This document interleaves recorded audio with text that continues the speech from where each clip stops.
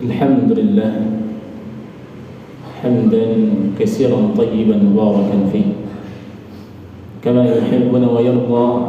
أشهد أن لا إله إلا الله ربنا وأشهد أن محمدا نبينا بلغ الرسالة وبدل الأمانة ونصح الأمة وكشف الله تعالى به الأمة حتى أتاه من ربه اليقين.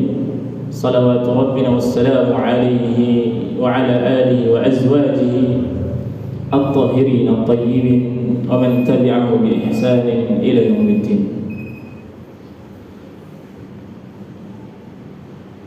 وقال الله عز وجل: يا أيها الذين آمنوا اتقوا الله حق تقاته ولا تموتن إلا وأنتم مسلمون.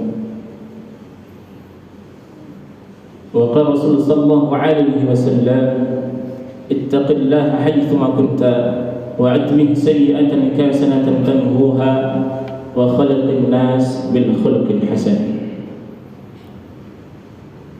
فيا عباد الله، أوصيكم وإياي بتقوى الله فقد فاز المتقون. أعوذ بالله من الشيطان الرجيم.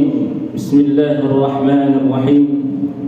فاليوم ننجيك ببدانك لتكون لمن خلفك آية وإن كثيرا من الناس عن آياتنا لغافلون.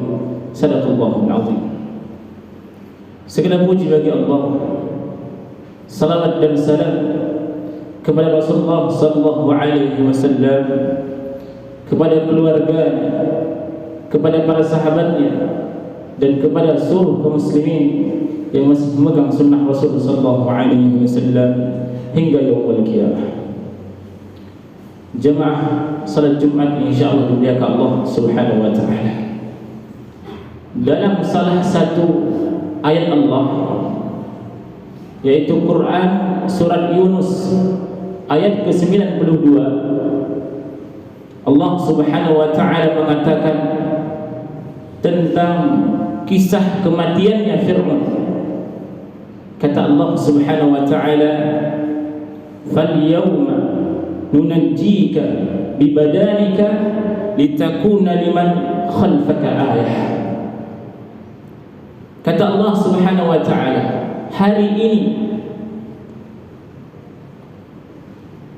untuk menjadi bukti kekuasaan Allah Subhanahu wa taala kepada orang-orang yang berada di belakangmu wahai Muhammad. Ayat ini Allah Subhanahu wa taala ingin menampakkan, dijelaskan dalam tafsir Ibnu Katsir rahimahullah, pada waktu kekuasaan Fir'aun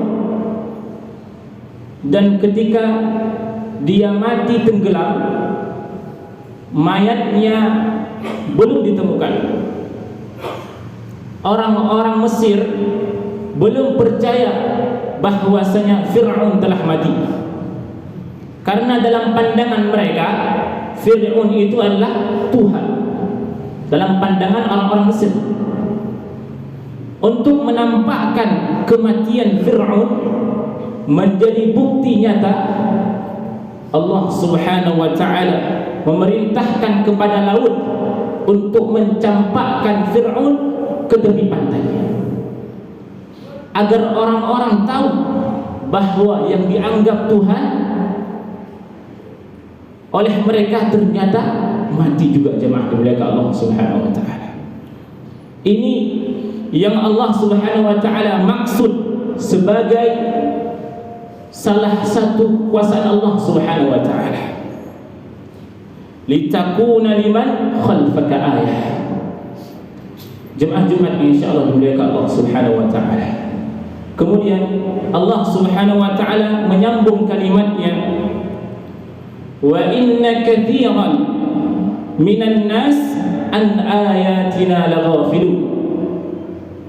Banyak manusia yang lalai dengan tanda-tanda kuasa Allah Subhanahu wa taala. Maksud lalai di sini jemaah dimuliakan Allah Subhanahu wa taala, orang-orang tidak belajar dari kisahnya Fir'aun selain daripada menampakkan jasadnya Fir'aun. Dan sampai sekarang jasadnya Fir'aun dimuseumkan di Museum Tahrir di Mesir. Jasadnya terbujur kaku, dan ini menjadi saksi kekuasaan Allah Subhanahu wa taala. Tetapi jemaah dimuliakan Allah Subhanahu wa taala, selain itu yang harus kita ingat-ingat bahwasanya yang dimaksud lalai dari ayat ini jemaah dimuliakan Allah Subhanahu wa taala adalah seharusnya kita belajar dari manusia yang durjana, dari manusia yang durhaka kepada Allah Subhanahu wa taala, dari manusia yang paling bengis dan manusia yang paling ditakuti di zamannya, telah dihabiskan oleh Allah Subhanahu wa taala. Jadi selain menampakkan jasadnya, Allah Subhanahu wa taala ingin mengabarkan melalui ayat ini jemaah dimuliakan Allah Subhanahu wa taala, ingat-ingatlah wahai orang-orang yang merasa hebat di atas dunia ini. Ingat-ingatlah wahai orang-orang yang merasa paling berani, merasa paling kuat. Ingat-ingatlah bahwa Allah telah menghabiskan Fir'aun yang paling ditakuti di dalam satu negara.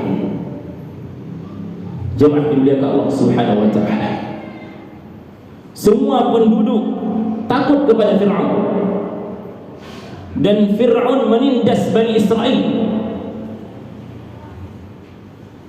menjadikan Bani Israel sebagai budak mereka, budaknya Fir'aun, sampai mereka diselamatkan oleh Nabi Allah Musa alaihissalam. Kejahatan Fir'aun tercatat dalam sejarah. Maka jemaah dimuliakan Allah Subhanahu wa taala, apa yang Allah ingin katakan kepada kita? Jangan jadi Fir'aun yang kedua kalinya. Jangan ada lagi orang-orang yang berakhlak seperti akhlaknya Fir'aun, seperti perangainya Fir'aun. Berusahalah menjadi orang-orang yang baik, berusahalah menjadi orang-orang yang disegani di dalam ilmunya. Berusahalah menjadi orang yang dicintai di tengah-tengah masyarakatnya. Jangan ditakuti karena kejahatan mereka. Fir'aun ditakuti karena kejahatannya. Maka jemaah dimuliakan Allah Subhanahu wa taala, kita bawa manfaat sebagaimana Rasulullah sallallahu alaihi wasallam di saat kita mempelajari Al-Qur'an, di saat kita mempelajari agama Allah Subhanahu wa taala, maka ketahuilah Quran itu akan merubah orang buruk menjadi orang yang sangat istimewa.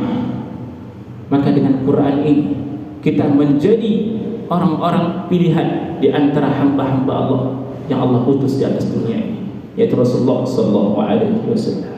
Jangan sampai kehadiran kita menjadi malapetaka buat orang lain.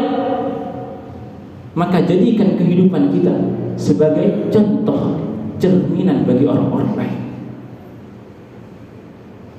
Coba kita lihat segerombolan preman yang membuat kerusakan di mana-mana, baik di kota ataukah di kampung, di lingkungan mereka tinggal. Mereka membuat kerusakan. Bukan orang tidak berani mencegahnya, namun orang merasa khawatir di saat dicegah, preman ini akan menyakiti anggota keluarganya. Dinasihati tidak akan mempan. Makanya jemaah dimuliakan Allah Subhanahu wa taala, kalau tidak bisa bermanfaat kepada orang lain, janganlah menjadi duri dalam daging. jangan merusakkan orang lain. Maka yang jemaah dimuliakan Allah Subhanahu wa taala, ayat ini menjadi cerminan bagi kita. Jangan menjadi Fir'aun yang kedua kalinya. Jangan ada lagi orang-orang yang bersikap seperti akhlaknya Fir'aun. Barakallahu li wa lakum fil Qur'anil 'azim wa nafa'ani wa iyyakum bima fihi minal ayati wa dzikril hakim wa taqabbal minni wa minkum innahu huwas samiul 'alim.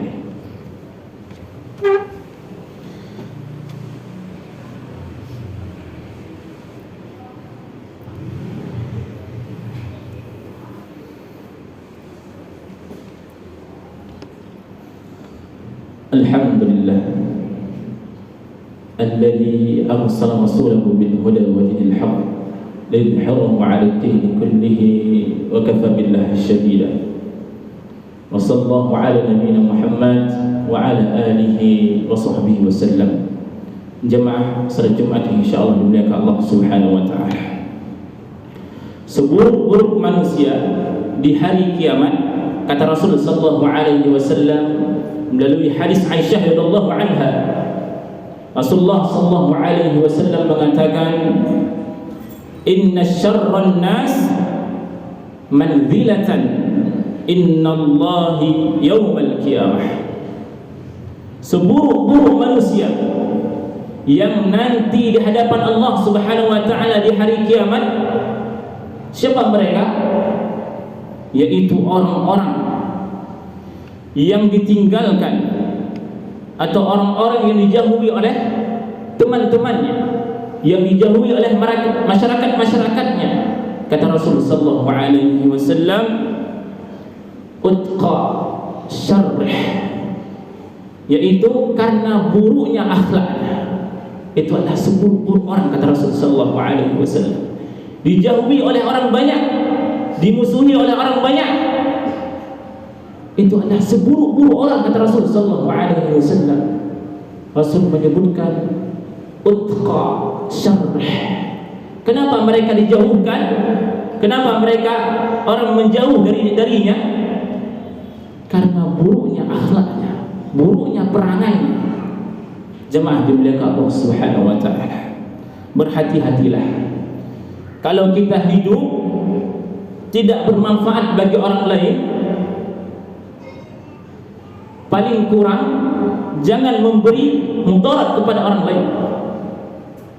Jangan membuat orang lain merasa khawatir dengan hidupnya kita, merasa susah dengan kehadiran kita, sehingga kematian kita ditunggu-tunggu oleh orang banyak. Jangan sampai kematian kita dirindukan oleh orang banyak. Jemaah dimuliakan Allah Subhanahu wa taala. Maka kembali pada pribadi kita, bagaimana kita mengukir sejarah kehidupan kita. Kita mau dikenang dalam keadaan baik, ataukah kita dikenang dengan kejahatan-kejahatan yang kita lakukan semasa hidup kita. Maka jemaah dimuliakan Allah Subhanahu wa taala, kembali kita introspeksi diri, berbenah diri, mempersiapkan bekal kita. Jangan sampai kematian kita dirindu-rindukan oleh orang banyak. Jadikan pribadi kita sebagai cerminan buat orang-orang lain, agar orang lain mampu senantiasa menjadikan ketaatannya kepada Allah Subhanahu wa taala. Innallaha wa malaikatahu yusholluna 'alan nabi ya ayyuhalladzina amanu shallu 'alaihi wa sallimu taslima. Hamdan yuwafi ni'amahu wa yukafi'u mazidah.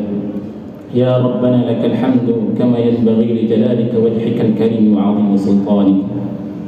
Allahumma Rabbana taqabbal minna صلاتنا وصيامنا وركوعنا وسجودنا وقعودنا وتضرعنا وتخشعنا وتعبدنا وتمن تقصيرنا يا الله يا رب العالمين. اللهم رب اغفر لنا ذنوبنا، اغفر لنا يا غفار وذنوب والدينا وارحمهما كما ربياني صغيرا. اللهم اغفر للمسلمين والمسلمات والمؤمنين والمؤمنات الأحياء منهم والأموات إنك سميع قريب مجيب دعوات يا قاضي الحاجات. وصلى الله على نبينا محمد وعلى آله وصحبه وسلم. أقم الصلاة.